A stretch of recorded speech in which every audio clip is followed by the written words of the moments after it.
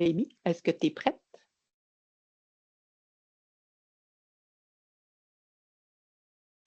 Prête? Est-ce que vous m'entendez bien? Oui, Oui, super. Donc, merci à tous d'être présents ce midi pour notre tout dernier webinaire de la saison. Donc, bientôt, les vacances vont commencer. Donc, de prochains webinaires vont arriver cet automne, mais pour l'instant, ça va être le dernier webinaire avant la période estivale. Donc, on est super heureux aujourd'hui de vous accueillir pour notre webinaire interactif Percer le secret des indicateurs de mouvement et de roulement. Donc, aujourd'hui, le plan de match, super simple. Tout d'abord, on va se présenter, ma collègue et moi. Ensuite, on va faire un résumé de c'est quoi qui va être à venir, donc les prochaines activités.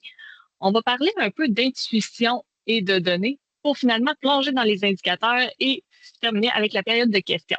Donc, comme je l'ai dit au courant des derniers webinaires, un petit peu plus tôt là, au courant de la session, c'est un webinaire interactif. Donc, vous êtes un peu responsable de la durée de notre webinaire. On a prévu 1 heure avec vous pour discuter justement des indicateurs de mouvement et de roulement au sein de votre organisation.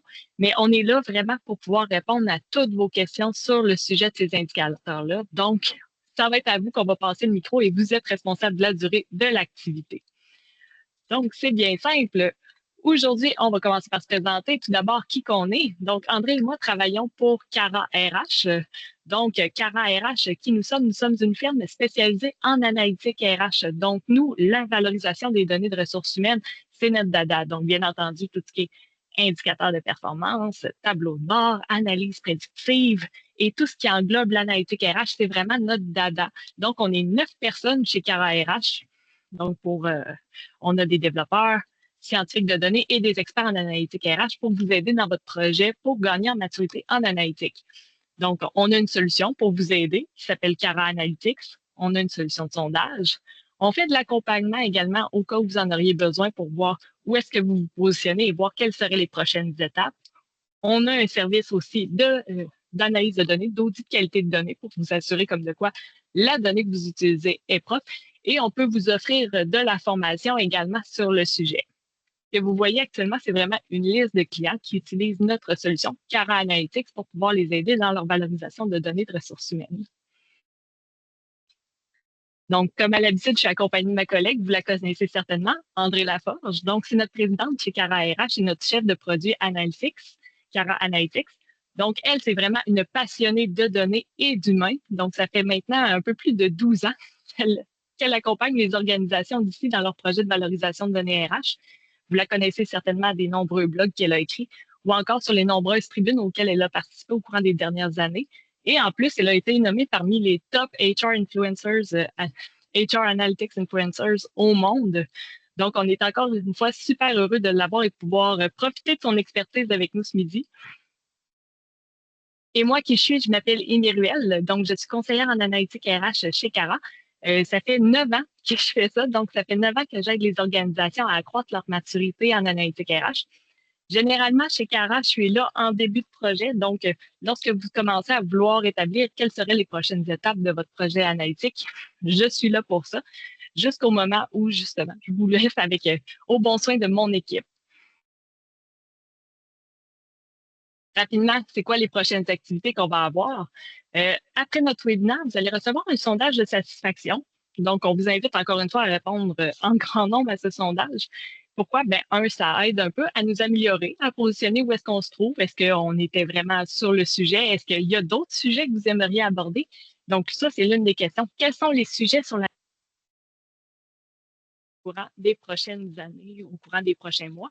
Donc, en participant à ce sondage-là, vous êtes responsable des prochains sujets qu'on va avoir à tenir pour des prochains mois.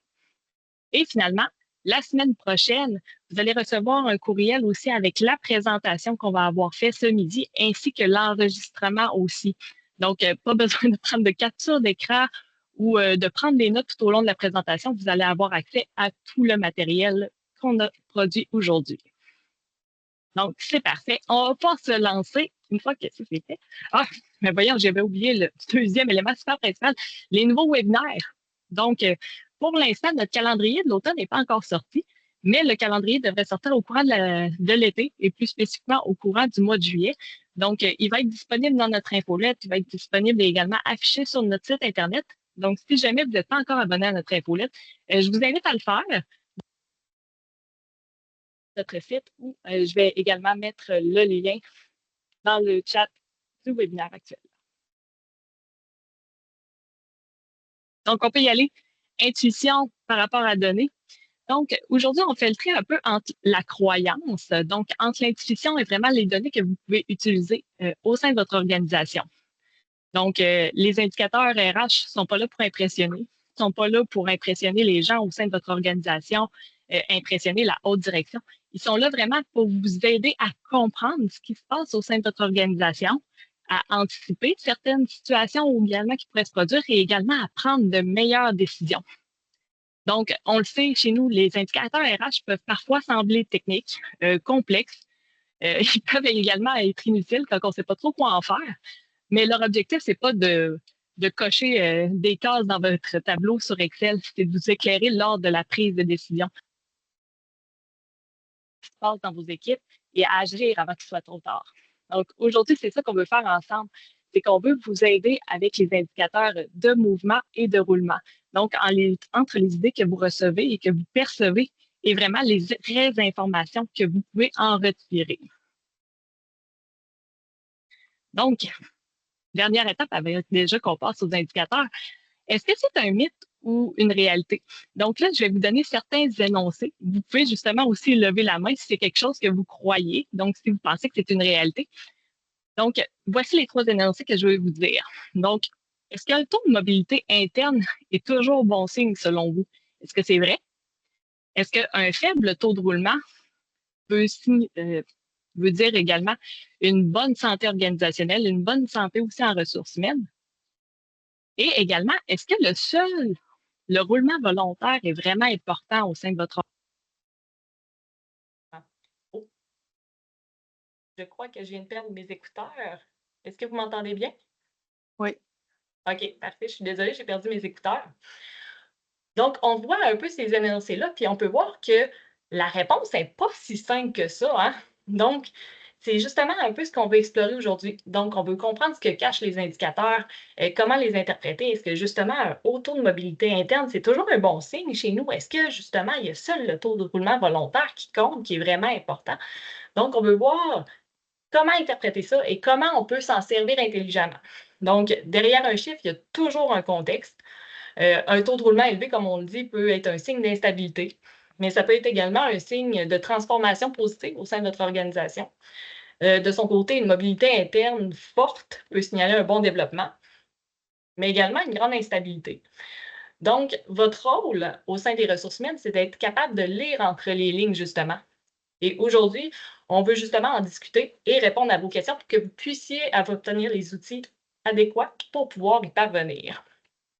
Donc, André, je vais tout de suite te passer le micro. On peut parler justement des indicateurs en ressources humaines pour mesurer les mouvements et le roulement. Oui. Fait que je vais partager mon écran. Puis là, bon, ça fait toujours ça. Je vais m'avancer ici. OK. Bon, bien, commençons avec les indicateurs. Bon, les indicateurs de mouvement et roulement, il en existe une panoplie. On avait écrit un blog là-dessus, donc vous pouvez aller voir sur notre site web où on les liste tous. On ne les passera pas un par un aujourd'hui, on n'aurait pas assez de temps et ce n'est pas nécessairement pertinent pour tout le monde. Ce que j'ai voulu faire ici, c'est d'aller chercher quelques indicateurs de roulement-mouvement que je trouve intéressants, puis on va les approfondir un peu. Le premier que j'ai choisi, c'est le pourcentage de départ regrettable. Donc, la définition de ça, c'est que on vient regarder la proportion des démissions des gens qu'on juge qui vont être regrettables pour l'organisation. Donc, on calcule le nombre de total de départs regrettables sur notre nombre de démissions multiplié par 100. Ça va nous donner le pourcentage. Maintenant, pourquoi c'est important cet indicateur-là?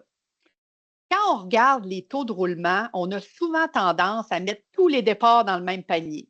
Mais en réalité, tous les départs ne se valent pas. Il y en a qu'on aurait presque envie de faire la fête quand ils quittent. Je ne sais pas si vous avez des fois ce sentiment-là. Donc, et aussi, il y a des départs qui font vraiment mal. C'est pourquoi le pourcentage de départ regrettable devient un indicateur précieux. Il vous permet de faire le tri, d'isoler les pertes qui sont vraiment critiques pour votre organisation et qui ont aussi un impact pour votre organisation. Ça peut vous aider là, en tant qu'RH, si vous calculez cet indicateur-là, à mieux cibler les risques. Par exemple, est-ce qu'on a un secteur ou un département où plusieurs talents clés quittent coup sur coup? Donc, c'est peut-être un signal, ça, qu'il se passe quelque chose. Ça peut aussi vous aider à alimenter des conversations beaucoup plus ciblées avec vos gestionnaires. Plutôt que de leur dire, vous avez perdu 5 employés dans le dernier trimestre, vous pouvez peut-être plus leur dire, on a perdu 2 personnes qu'on considère comme critiques. Qu'est-ce qu'on peut faire pour éviter que ça se reproduise? Donc, vous voyez, c'est quand même un indicateur important. Maintenant, comment on peut identifier qu'un départ est regrettable? Il y a plusieurs façons. La première façon, c'est on peut juger qu'il est regrettable lorsqu'il est qualifié par le gestionnaire. Fait que, par exemple, il pourrait y avoir là, une question dans l'entrevue de départ ou dans l'entrevue faite au gestionnaire suite à un départ où on lui demande, souhaiteriez-vous réembaucher cette personne? Si la réponse est oui, on pourrait le considérer comme regrettable. Une autre façon de le faire, c'est au niveau de l'évaluation de la performance et du potentiel. Donc, basé sur vos données RH internes, un départ pourrait être considéré regrettable si l'employé était dans les zones supérieures de performance ou s'il était classé comme haut potentiel. Cette façon-là est, selon moi, plus objective que la première, mais ça va dépendre de la qualité de vos évaluations de performance, puis la fréquence aussi de ces évaluations-là et d'évaluation de potentiel. On pourrait aussi prendre le temps requis pour remplacer un poste. Je ne l'avais pas mis ici, là, mais supposons qu'on a des postes qui sont critiques, mais qui sont longs à pourvoir, ben, peut-être qu'on pourrait utiliser ça comme un départ regrettable. Puis, la rareté ou la criticité du rôle, bien entendu, ça, c'est super important. Donc, si quelqu'un possède des compétences critiques ou très rares, qui sont difficilement retrouvables sur le marché, ben, ça pourrait faire en sorte que c'est un départ regrettable. Fait que voilà, là, des façons pour pouvoir qualifier d'un départ regrettable. Maintenant, comment qu'on interprète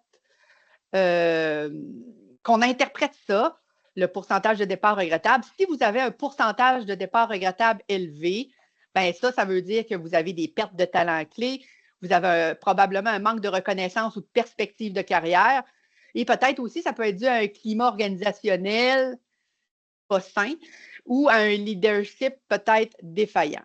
Les actions possibles quand on a un haut taux de départ regrettable, c'est de revoir vos programmes de fidélisation des talents, mettre en place des plans de développement pour vos talents et aussi peut-être offrir plus de feedback structuré.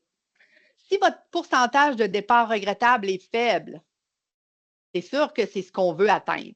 Donc, c'est sûr que ça peut démontrer que vous avez une excellente capacité de rétention de vos talents critiques. Cependant, ça pourrait aussi vouloir dire qu'on a de la difficulté à identifier c'est quoi un véritable talent dans notre organisation. Bon, ce qui rend cet indicateur-là puissant, c'est que c'est un indicateur de qualité, pas seulement de volume. Fait qu'il devrait alimenter le tableau de bord de vos gestionnaires. Il peut aussi faire partie du tableau de bord exécutif, selon moi. Cependant, on pourrait aussi le combiner avec d'autres indicateurs, comme l'ancienneté des départs regrettables. Donc, est-ce que ça fait longtemps que les gens qui ont quitté et qui étaient qualifiés comme départ regrettable, est-ce que ça fait longtemps qu'ils étaient avec nous? Leur niveau de performance, puis surtout leur raison de départ. Donc, procéder à des entrevues de départ de ces départs regrettables-là et comprendre vraiment les raisons. Donc, si on est capable d'avoir toute cette information-là, c'est encore beaucoup plus puissant. Maintenant, des repères, OK? Il n'existe pas de benchmark parce que ce n'est pas tout le monde qui qualifie les départs regrettables de la même façon. Donc, c'est très dépendant de la façon dont l'indicateur est mesuré par l'organisation. Cependant, je peux vous donner quelques repères. Si vous êtes un secteur à haute expertise, bien, votre pourcentage de départ regrettable devrait se retrouver entre 15 à 25 OK? Puis 25, je trouve, ça s'en vient pas mal élevé. Cependant, si vous êtes dans ces balises-là, vous êtes correct. Dans les industries à roulement élevé, là, je parle de commerce de détail, restauration, pourcentage de départ regrettable devrait être entre 10 à 15 L'objectif que vous devriez viser dans vos départs regrettables, c'est plus petit que 20 OK? Donc, ça, c'est l'objectif que vous devriez vous donner. Nos clients qui utilisent Cara actuellement, la moyenne de nos clients, là, c'est 11 Donc, c'est quand même très bien. Là, les clients qui utilisent Cara, leur moyenne de pourcentage de départ regrettable est à 11 Fait que ça, c'était pour le premier indicateur. Si je passe maintenant au deuxième que j'ai choisi, c'est le ratio d'embauche nette. C'est un indicateur qui est tellement facile à calculer, puis qui peut être révélateur. Fait que ce que ça met en relation, c'est le nombre total d'employés recrutés à l'externe, donc le nombre total d'embauches externes. On ne prend pas les embauches internes. C'est vraiment ce qui vient de l'externe. Fait qu'on est focusé sur les mouvements externes à l'organisation. Nombre d'embauches externes divisé par le nombre total de départs. Qu'est-ce que ça vient nous dire sur le ratio d'embauche nette? C'est qu'en un coup d'œil, OK, vous êtes capable de voir si votre organisation est en croissance, en stabilité ou en réduction d'effectifs. Mais au-delà de ça, ça vous permet de repérer rapidement les déséquilibres dans votre organisation. Parce que ce que vous devriez faire, c'est de regarder votre ratio d'embauche nette par département, par secteur, par localisation. Ça va vous permettre de voir les secteurs où les départs sont constants, mais où les embauches n'arrivent pas à suivre. Okay? Il y a peut-être un enjeu de capacité ou de marque employeur à creuser. Donc, c'est vraiment un indicateur qu'on vient mettre en complément avec l'analyse du roulement ou l'analyse de votre recrutement aussi. Donc, c'est important là, à suivre cet indicateur-là, puis peut-être pas le regarder, dépendamment de votre type d'organisation, c'est de le regarder au trimestre, annuellement, peut-être mensuellement, mais ça va dépendre vraiment du type d'organisation que vous avez. Maintenant, comment on fait pour interpréter cet indicateur-là? Si vous avez un ratio qui est plus grand que 1, ça veut dire que vous avez plus d'embauches que de départs. Ça devrait être bon. Hein? Vous êtes une organisation qui est en croissance. Ça peut aussi se traduire par une phase d'expansion, l'ouverture de postes ou de remplacement anticipé. Les actions possibles, OK? Faites attention, là, si ça devient plus grand que 1, puis que c'est vraiment beaucoup plus grand que 1, bien, ça peut stresser, si vous voulez, votre intégration. Donc, mettre beaucoup de pression sur vos ressources d'intégration. Ça peut aussi mettre beaucoup de pression sur votre capacité d'accueil. Puis, il faut faire aussi attention. On a beaucoup de gens qui rentrent, s'assurer qu'on a une bonne qualité de recrutement. Fait que ça, il y a d'autres indicateurs qu'on pourrait mettre en relation. Si votre ratio est plus petit que 1, bien, ça veut dire que vous avez moins d'embauches que de départ. Donc, vous êtes en décroissance. On voit ça là, actuellement, surtout dans des situations économiques comme on vit actuellement d'incertitude. Ça peut indiquer un gel d'embauche, des difficultés à recruter. Ça peut aussi être une volonté stratégique de l'organisation à se stabiliser ou à se réduire. Pendant un ratio plus petit que 1, dites-vous qu'il y a plus de monde qui sort qu'il y en a qui rentrent. Ça peut mettre une surcharge sur vos effectifs actuels. Ça peut amener de la perte d'expertise, puis bien sûr, une baisse du niveau de service. OK?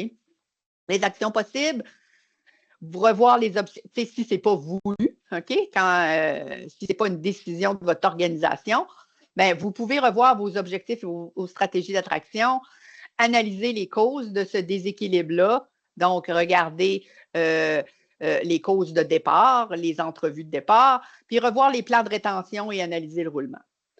On pourrait aussi avoir un ratio qui est près du 1.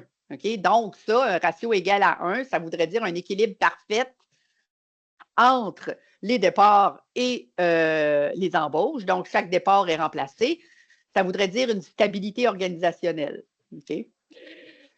Maintenant, si on regarde des repères, OK? Des repères, là, parce que là, je ne peux pas vous donner des benchmarks là-dessus. Ça dépend vraiment là, de la situation de l'organisation. Mais des repères, si vous êtes en croissance rapide, secteur TI, une start-up, bien, c'est sûr que votre ratio devrait être plus grand que 1,2.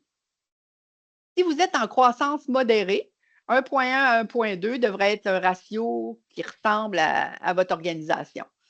Si vous êtes plus stable, bien là, on devrait être entre le 0,9 à 1,1. Puis si vous êtes plus petit que 0,8, bien, c'est vraiment que vous êtes en décroissance. OK? Donc, il y a vraiment une contraction chez vous qui se passe. Vous êtes en décroissance. Le troisième indicateur que j'ai choisi, le taux de rétention des nouveaux employés. Donc, c'est vraiment la capacité de l'organisation à intégrer et retenir ces nouvelles recrues. Cet indicateur-là, il y a une formule un petit peu plus complexe que la formule du taux de roulement, puis ce n'est pas non plus l'inverse du taux de roulement. C'est le nombre de nouveaux employés en début de période, plus le nombre d'embauches pendant la période, moins le nombre de départs de nouveaux employés dans la période, divisé par le nombre de nouveaux employés en début de période et non trimestre. Là. Il y a une petite erreur, plus le nombre d'embauches pendant la période. OK? Donc, ce n'est pas trimestre qu'on devrait voir là c'est période. Puis on multiplie ça par 100, puis on obtient notre taux de rétention. Bon, c'est pas tout de réussir à embaucher. Il faut que les gens restent et qu'ils s'intègrent bien. Le taux de rétention des nouveaux employés, c'est un peu votre test de réalité de votre processus de recrutement et d'accueil. S'il est bas, ça peut vouloir dire plusieurs choses. Que le choix d'embauche n'était pas le bon, que le processus d'intégration était mal structuré ou encore que le leadership de proximité n'était pas au rendez-vous. Donc, c'est un indicateur clé de la qualité d'embauche. Nous, chez Cara, on l'utilise, le taux de rétention des nouveaux, dans notre indice de qualité d'embauche. OK? Fait que c'est un indicateur que les gens de recrutement devraient regarder, ils devraient s'intéresser à cet indicateur-là, mais c'est un indicateur aussi qui devrait être, selon moi, sur le tableau de bord de la haute direction. Il peut vous aider aussi, le taux de rétention des nouveaux employés, à repérer les meilleures sources de recrutement. Fait qu'on pourrait regarder le taux de rétention par source et ça vous aidera à repérer quelle source d'embauche vous fournit les employés qui restent. Fait que voilà pourquoi c'est important de suivre cet indicateur-là. Maintenant, un peu d'interprétation. Taux de rétention des nouveaux employés élevé, plus grand que 85 %. Règle du pouce, OK? Fait que ce que ça veut dire, ça, quand votre taux de rétention est plus grand que 85 %, c'est que, bon, vous avez une bonne capacité à intégrer et fidéliser les nouvelles recrues. C'est un indice d'un bon processus d'accueil, d'un bon fit culturel, puis d'un leadership de proximité efficace. Donc, qu'est-ce qu'on fait quand on a un taux de rétention élevé? Bien, la première chose à faire, c'est de regarder si c'est uniforme à travers l'organisation. Donc, on pourrait comparer des départements entre eux, des recruteurs entre eux, des gestionnaires embaucheurs entre eux, puis de voir où c'est le plus élevé, puis capitaliser ces bonnes pratiques de ces groupes-là. Ça vous aide à identifier les sources ou les équipes performantes en intégration aussi. Des taux de rétention faibles. Quand on parle de taux de rétention faible, at large, c'est plus petit que 70 %. Ce que ça veut dire, ça, bien, ça peut être un mauvais recrutement, donc un mauvais choix de candidat. Ça pourrait être une faille dans le processus d'accueil aussi ou de gestion dans les premiers mois. Puis, ça pourrait peut-être dire aussi une culture organisationnelle qui est non inclusive, OK, ou qui est trop exigeante avec ses recrues. Donc, les actions possibles quand notre taux de rétention est faible, bien sûr, c'est d'analyser les causes de départ. Donc, entrevue de départ avec toutes nos recrues qui ont quitté. Offrir du coaching aux gestionnaires embaucheurs, puis revoir l'expérience employée des 100 premiers jours ou faire tout simplement un sondage d'accueil avec tous nos nouveaux employés pour s'assurer que notre processus d'accueil, c'est un bon processus. Fait que je vous en ai parlé un petit peu, segmenter ça, le taux de rétention par gestionnaire embaucheur, par type de poste, département, source de recrutement, ça peut être par localisation aussi. Voilà pour l'interprétation des benchmarks. OK? C'est certain que les secteurs où il y a un roulement élevé, OK, le taux de rétention va être bas. Donc, restauration, commerce de détail, 50 à 60 c'est le taux de rétention moyen qu'on pourrait voir. Dans le manufacturier, 60 à 75 pour tout ce qui est services professionnels. Donc, que ce soit les avocats, les bureaux de comptables, on devrait viser 75 à 85 en pays, 65 à 80. Puis dans l'administration publique, c'est là qu'on a les meilleurs taux de rétention. Ça peut varier de 85 à 90 En général, un bon objectif qu'on devrait viser, c'est entre 80 à 90 Mais ça dépend vraiment de votre secteur d'activité. Le dernier indicateur dont je veux vous parler, fait que là, préparez vos questions, parce qu'ensuite, on va ouvrir les micros là, pour la période de questions. Le quatrième indicateur dont je voulais vous parler, c'est là, on va regarder, on a regardé surtout l'externe, avec le pourcentage de départ regrettable, avec le ratio d'embauche nette et notre taux de rétention des nouveaux. Ben, ça, c'est à l'interne. Mais un autre qui est vraiment sur les mouvements internes, c'est le taux de mobilité interne. OK? Donc, ça, on vient regarder tous les mouvements internes. Puis quand on parle de mouvements internes, ça peut être des mouvements latéraux, comme des transferts entre départements ou des transferts entre localisations. Ça peut être des promotions, ça peut être aussi des rétrogradations. Donc, on prend notre nombre total de mouvements internes, puis on divise par notre nombre moyen d'employés, et ça va nous donner notre taux de mobilité interne. Pourquoi maintenant on devrait suivre cet indicateur? Le taux de mobilité interne, c'est un excellent indicateur de la vitalité organisationnelle. Habituellement, ça nous donne une idée très claire de la façon que les talents évoluent à l'intérieur de l'entreprise. Un bon taux, c'est souvent signe que les employés ont accès à des opportunités d'avancement où ils ont la possibilité de changer de poste. Et ça, dites-vous que c'est un puissant levier de rétention et de mobilisation. C'est aussi, je dirais, un indicateur de la souplesse organisationnelle. Est-ce qu'on est capable de réallouer les bonnes personnes aux bons endroits? Ou est-ce qu'on fonctionne encore trop en silo? Fait que moi, je dis que c'est super important de suivre cet indicateur-là et de l'analyser plus en profondeur pour voir c'est où ça bloque dans votre organisation. Est-ce qu'il y a des unités d'affaires, des types de postes, des groupes, certains groupes d'employés où les gens stagnent? Est-ce que les processus de dotation interne, parce que là, on parle souvent d'embauche interne quand on va regarder la mobilité, est-ce que vos processus de dotation interne sont clairs et accessibles? Fait que voilà pourquoi c'est important de suivre cet indicateur-là.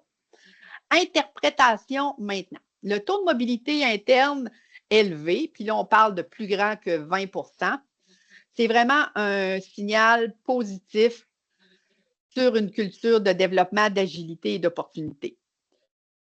C'est souvent lié à une meilleure rétention, un meilleur engagement et une gestion proactive des talents. Donc, on peut croiser notre mobilité interne avec notre taux de roulement, avec notre taux de mobilisation et la satisfaction des employés. Fait que ça, vous pouvez croiser ça.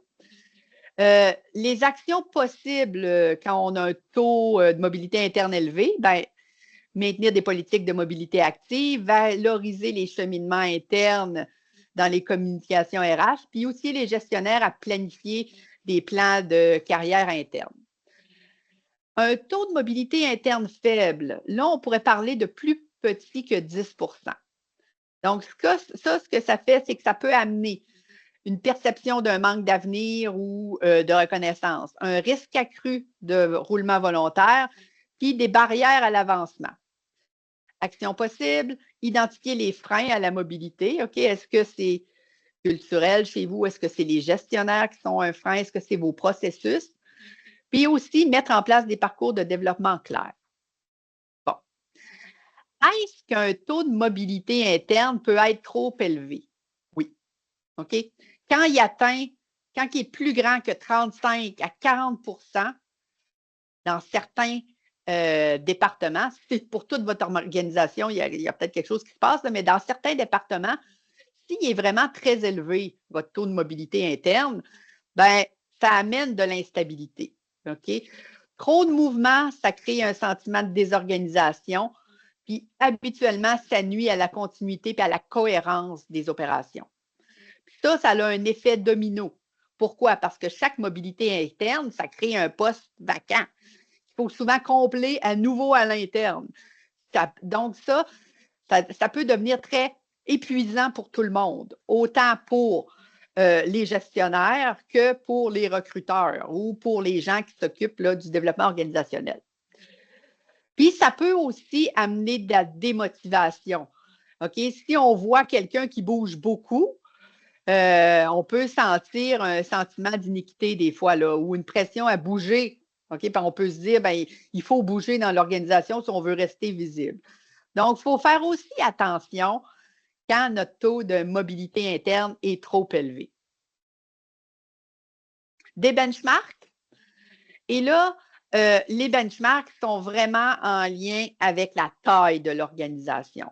Parce qu'une petite organisation ne peut pas offrir les mêmes possibilités, soit de promotion ou de mouvement interne qu'une très grande entreprise. Donc, on le voit là, dans les grandes entreprises, puis là, quand je parle de grande entreprise, je parle de 1000 employés et plus, on voit des taux de mobilité interne entre 15 à 25 Dans la PME, c'est beaucoup plus bas, puis ça, c'est à cause, c'est pas la même structure, c'est plus 5 à 15 Dans l'administration publique, là, les taux de mobilité interne sont plus élevés, 20 à 30 Donc, c'est important quand vous calculez votre taux de mobilité interne, de le croiser, je le répète, avec votre taux de roulement volontaire, avec la mobilisation de vos employés. Vous pourriez aussi le croiser avec votre coût par embauche. Pourquoi? Parce que le coût par embauche interne devrait être habituellement plus bas que votre coût par embauche externe. OK? Fait que donc, c'est peut-être à regarder aussi le coût par embauche. Si vous avez un bon taux de mobilité interne, peut-être que vos coûts par embauche vont être plus bas. Voilà. Fait que ça fait le tour des indicateurs que je voulais vous présenter. Fait que c'est là maintenant, Amy. Allez. Oui, donc pour tout le monde, je vais autoriser vos caméras. Je vais également autoriser les micros. Donc, je vous invite à soit poser votre question de vive voix avec nous. Sinon, vous pouvez également l'écrire dans le chat.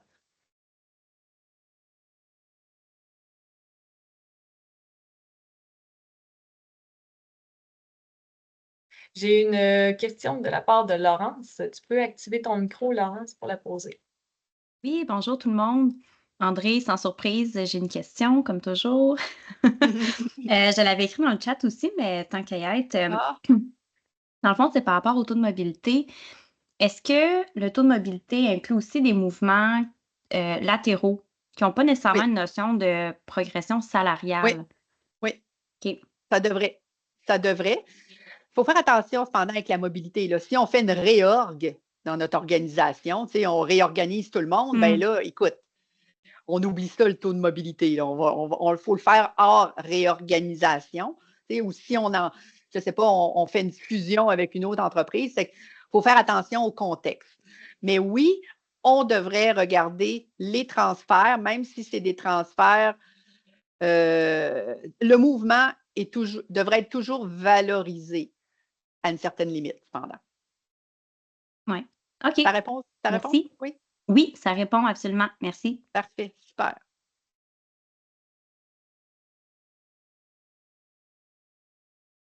Pour l'instant, il n'y a pas d'autres questions, mais moi, j'en ai préparé, André. Comme Non, tu le sais, non. moi, j'arrive tout le temps avec plein de questions. Je vais rebondir un peu sur ce que Laurence a dit. Donc, on va parler de mobilité interne et je me demandais, est-ce qu'il y a un lien entre la mobilité à l'interne et la mobilisation des talents? Oui, ça a été, ça a été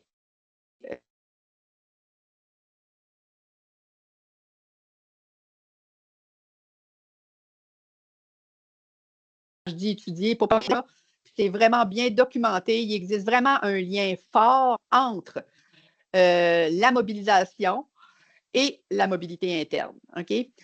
Puis la mobilité interne devrait être bien gérée si on veut justement renforcer notre mobilisation d'employés. Si c'est mal encadré, cette mobilité-là, mais là, puis surtout si c'est perçu comme inéquitable, ben, ça pourrait au contraire créer du cynisme. OK? Donc, la mobilité interne, il faut que ça soit vraiment bien encadré. Fait que, tu sais, offrir des perspectives concrètes d'évolution aux employés. Ça va souvent aussi renforcer le sentiment de confiance. Ça soutient l'engagement. OK? Donc, il faut faire vraiment attention. Cependant, si c'est mal encadré, ben là, ça peut créer l'effet contraire. Fait que, ça répond? OK. Hein? Oui. Bon. Ah, ben, je pense que Laurence a vu rebondir encore une fois. Oui. Vas-y, Laurence. Oui. Tantôt, en lien un peu avec ça, mais avec tous les indicateurs que tu as présentés, André, quand tu parles des benchmarks, tu parles des différents secteurs d'affaires, Oui. mais est-ce qu'on peut voir aussi une différence sur ces indicateurs-là quand c'est des employés syndiqués versus non syndiqués? Parce que la mobilité n'est pas drivée pareil. Oui. Bon, syndicats. Oui, j'ai vu des cas là, dans des environnements syndiqués là, où que la mobilité interne ne voulait rien dire. Là, parce que là tu avais un syndiqué qui allait bumper un autre syndiqué, qui bumpait un autre, puis là, que c'était le... Fait que, tu sais, c'est sûr que dans un environnement syndiqué versus un environnement non syndiqué, le benchmark ne veut pas dire la même chose. Fait qu'il faut faire attention. Malheureusement, j'en ai pas de benchmark là, pour ça. Mais c'est sûr que c'est différent. C'est différent. Est-ce qu'on devrait retirer, mettons, cette population-là d'un total pour avoir une meilleure lecture? Ben écoute, peut-être pas les retirer, mais les segmenter. Donc, de vraiment avoir un taux de mobilité interne pour nos employés non syndiqués, puis d'avoir un taux de mobilité interne pour nos employés syndiqués. Ça, effectivement, ça serait la bonne pratique à faire. Super, merci. J'aime pas ça quand on retire du monde, Laurence. J'aime pas ça. Non, mais je pense que tu as raison, mais ouais. j'ai beaucoup en tête, puis j'aimais beaucoup quand tu faisais référence au type d'indicateurs qui sont pertinents à mettre au niveau des execs, au niveau des gestionnaires. Oui. Puis, tu sais, je pense que pour avoir de l'impact, c'est de garder les choses simples. Oui. Fait que c'est sûr que, tu sais, quand tu amènes un indicateur, faut qu'on soit capable de retirer rapidement des insights puis d'être capable de les expliquer. Oui. Mais si à chaque fois on présente un indicateur, il faut apporter toutes les segmentations pertinentes pour dire, OK, ben là, on le regarde globalement, mais dans le fond, à chaque fois, il faut faire le split. Fait que, tu sais, je me questionne beaucoup sur qu'est-ce qui serait le plus efficace pour présenter des chiffres puis que ça parle finalement. Là. Oui, tu as raison. Tu as raison. Tu as raison. Il n'y a pas de. Il n'y a pas de bonne réponse. Il n'y a pas de bonne réponse, Laurence. Il n'y a pas de bonne réponse. Voilà. Merci. Non, je vais rebondir également là-dessus, encore une fois, sur la mobilité interne. Parce que bien souvent, quand on parle de mobilité interne, on a souvent tendance à penser tout de suite les promotions. Est-ce que les mouvements latéraux, les rétrogradations devraient être suivis, je dirais, avec autant d'attention que les promotions? Oui. Bien, selon moi, oui. OK? Il est tout aussi important de suivre les mouvements latéraux que les promotions. Mais ce n'est pas nécessairement pour les mêmes raisons. OK? Rétrogradation. Je vais être honnête avec vous. OK? J'ai certains clients qui vont qualifier le mouvement comme rétrogradation. Puis on va être capable de regarder le taux de rétrogradation. Habituellement, c'est habituellement bas, ça, dans les organisations. Mais il y a d'autres organisations où ce mot-là est évité. et les rétrogradations vont rentrer dans les mouvements latéraux. On ne sera pas capable de les identifier vraiment parce qu'on veut pas mettre nécessairement l'emphase là-dessus. Mais les rétrogradations, ça peut être la décision de l'employé. L'employé veut retourner dans un poste plus bas, fait que ça, moi, je pense que c'est important que nos mouvements soient bien qualifiés dans notre système RH. Ce n'est pas tout le temps le cas. Okay? Maintenant, les mouvements latéraux, comme je le disais, la mobilité dans l'organisation, puis quand je suis une petite organisation, les mouvements d'ascension, donc les promotions, ce n'est pas nécessairement, il n'y en a peut-être pas tant que ça, étant donné qu'il n'y a pas tant de niveaux hiérarchiques. On est une organisation plus plate. Et quand je dis plate, c'est aplati et non pas dole. OK? Donc, quand on a une hiérarchie aplatie, ben, les promotions, il y en a moins. Fait que, des fois, c'est de regarder la mobilité horizontale. Ben, on veut la qualifier d'évolution dans l'organisation. Puis souvent, moi, je me rends compte que c'est négligé. OK? On regarde surtout les taux de promotion dans les organisations. C'est important, là. C'est important de regarder les taux de promotion. Je ne dis pas que ce n'est pas important, mais de regarder aussi votre mobilité au niveau des transferts, ça demeure vraiment quelque chose qui peut vous apporter quelque chose. Donc, les deux types de mouvements, latéraux et verticaux, ça permet une lecture plus complète et dynamique à l'interne. Okay? Donc, moi, je pense que c'est aussi important les latéraux que les promotions. Oui, là. Laurence, veux-tu rebondir là-dessus? c'est une farce. Faut que je laisse la place aux autres, là. Oui, c'est ça. Est-ce qu'il n'y en a pas d'autres qui ont leur avis là-dessus? Non? OK. Déjà dans des petites organisations, ça doit être un petit peu moins, je dirais, pas important, la mobilité, mais souvent dans des startups, dans des petites organisations, les personnes vont être portées à occuper plusieurs chapeaux aussi. Exact. Donc, exact. Tu sais, c'est quoi ça, Amy, toi? Hein? Porter plusieurs chapeaux? Oui, c'est ça. C'est ça. Dans les petites organisations, c'est certain. Hein? On a plus de responsabilités. Voilà. Ben, sinon, on peut passer également aux indicateurs de roulement parce que là aussi, j'en ai. Ah, tu as des questions? Oui, vas-y. Bien, souvent aussi, ben gars, j'en ai une. Tantôt, on parlait de ratio d'embauche nette. Oui. Selon toi, est-ce que c'est préférable de le regarder par trimestre ou par année? Ben, parce que je ne veux pas, parce qu'il y a certaines organisations qui vont avoir une saisonnalité dans leurs opérations. Donc, comment je dis Exact. Mais c'est ça. Ça va dépendre de votre type d'organisation. Si vous avez une organisation qui a beaucoup de saisonnalité, par exemple, je ne sais pas, vous embauchez du monde l'été, là. Vous embauchez du monde l'été parce que vous avez une hausse là, de la demande. Là. Fait que vous embauchez beaucoup de monde l'été, ben, votre ratio d'embauche nette, de le comparer d'un mois à l'autre, ne fait pas de sens. Et là, on va regarder plus le ratio d'embauche nette peut-être par saison ou par année. Cependant, si on est une organisation qui n'a pas de saisonnalité, là, on peut le regarder mois après mois. OK? Ce que je vois, c'est mes clients, c'est plus regarder au trimestre le ratio d'embauche nette, mais vous pourriez le regarder mensuellement. OK. Une autre question. Parce que ça, c'est quelque chose qu'on nous a déjà posé, puis je trouvais que c'est important de le dire, encore une fois. Tantôt, on parlait des départs. Dans les départs regrettables, est-ce qu'un départ involontaire peut être regrettable? C'est une bonne Parce qu'un départ involontaire, c'est l'organisation qui met un terme. Oui, oui. Fait qu'en principe, un départ involontaire ne devrait pas être considéré comme regrettable. OK? Parce qu'il résulte, comme tu l'as dit, d'une décision de l'organisation. Que ce soit pour des raisons de performance, de restructuration ou autre. OK? Mais, comme souvent en RH, il y a des zones grises. Alors, je vous dis une réponse un petit peu plus nuancée. Mettons, OK, que vous faites des mises à pied forcées pour des raisons économiques. OK? faut mettre du monde à pied, puis on n'a pas le choix. Puis là, on perd un talent qu'on aurait voulu vraiment garder si la situation économique avait été différente. Ben là, on pourrait le qualifier de départ regrettable. OK? Mais comme je vous dis, au premier niveau, un départ involontaire ne peut pas être considéré comme regrettable. Mais il y a des nuances. Voilà. Puis un départ à la retraite? Non. Écoute, un départ à la retraite, ça va dépendre. OK?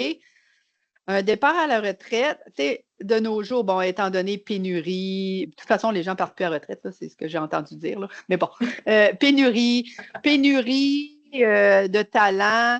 On a quelqu'un, OK, qui a un grand savoir organisationnel, qui prend sa retraite, puis là, on lui a offert de rester une à 2 journées semaine pour faire du coaching, du mentoring. Puis cette personne-là décide quand même de quitter, mais ça pourrait être vu comme un départ regrettable. Là, OK? Mais habituellement, les départs regrettables, on va regarder surtout les démissions des gens. Voilà. Et non les départs à la retraite. OK. J'occupe beaucoup de temps le micro. Est-ce qu'il y a quelqu'un d'autre qui a une question? Je vais pouvoir vous laisser rebondir aussi là-dessus sur des discussions qu'on a. Donc, si jamais vous avez des questions, n'hésitez pas, levez la main, ouvrez votre micro, intervenez, ou posez votre question également, comme Laurence le fait au départ dans le chat. Comment on fait, André, sinon, pour attribuer un coût au roulement? Oh! Ben, écoute, ceux qui ont Cara sont chanceux. On a un calcul du coût du roulement dans Cara. Il y a une méthode assez simple là, qui date, écoute, de plusieurs dizaines d'années. Je me souviens, c'était M. Jack. Pullman, quelque chose comme ça. Ouais, Jack. En tout cas, c'était Jack. Lui, il avait bâti un petit tableau, puis il disait que le coût du roulement pourrait avoir un lien avec le type de poste, OK, le groupe d'emploi, si on veut, le niveau hiérarchique de dans l'organisation. Donc, il avait bâti un petit tableau où on associait le coût du roulement avec un pourcentage du salaire annuel de l'employé. Donc, pour des postes d'entrée, il établissait le coût du roulement de 30 à 50 du salaire annuel. Pour ce qui est des postes de haute direction, par exemple, on pourrait aller jusqu'à 200 à 400 du coût du roulement. 200 à 400 du salaire pour établir le coût du roulement. Et c'est comment il en est arrivé à ça, Jack. On dit son nom de famille. Voyons, Jack. Il me semble que c'est Pullman que j'avais. Pullman, oui, OK. En tout cas, mais on a ça quelque part dans nos documentations. Jack Phillips. C'est Jack Phillips. Voilà. Comment il avait établi ça? Lui, il avait fait plein de recherches sur autant des petites que des grandes entreprises, dans tous les secteurs d'activité, que tu sois une entreprise privée ou publique. Il avait fait vraiment les calculs. Puis là, comment on fait pour calculer le coût du roulement? Bien entendu, dans le coût du roulement, c'est le coût pour recruter une autre personne, mais dans le coût du roulement, il rentre autre chose aussi. La personne, si elle quitte, qu'est-ce que ça l'a causé comme problème dans l'organisation? Est-ce que ça cause aussi, est-ce que ça a un effet sur les autres employés? Est-ce qu'il a fallu, quand la personne quitte, donner les indemnités qu'on donne? Tout ça rentre dans le coût du roulement. Et lui, il avait étudié ça vraiment, il avait calculé les coûts du roulement, mais avec les vrais chiffres, dans toutes sortes d'organisations. Puis il avait été capable d'établir une règle du pouce qui était en pourcentage du salaire, dépendamment du type d'emploi, du groupe d'emploi et du niveau hiérarchique. Voilà. Bon. S'il n'y a pas d'autres questions, Amy, là, moi, j'irais bien dîner. Hein? On peut bien le continuer, là. Mais si les gens ne veulent pas poser de questions, moi, je pense qu'on pourrait y aller. Là. Hein? OK. Il n'y a aucun problème. Bon, ben, merci à tous d'avoir participé à notre webinaire encore une fois ce midi. Juste à titre de rappel, vous allez recevoir un sondage de satisfaction pour dire quels ont été les thèmes que vous avez le plus appréciés, s'il y a des choses que vous aimeriez également qu'on voit lors de nos prochains webinaires. Vous allez recevoir également la présentation ainsi que l'enregistrement. Et au courant de l'été, on va vous lancer également notre nouveau calendrier de webinaires pour l'automne. Donc, on vous invite à rester aux aguets. Et si jamais vous n'êtes pas encore abonné à notre infolette, ben, on vous invite à le faire également. Donc, on vous souhaite une excellente période estivale et au plaisir de vous revoir l'automne prochain. Merci beaucoup à tous. Très pertinent, merci. Merci. Au revoir. Puis,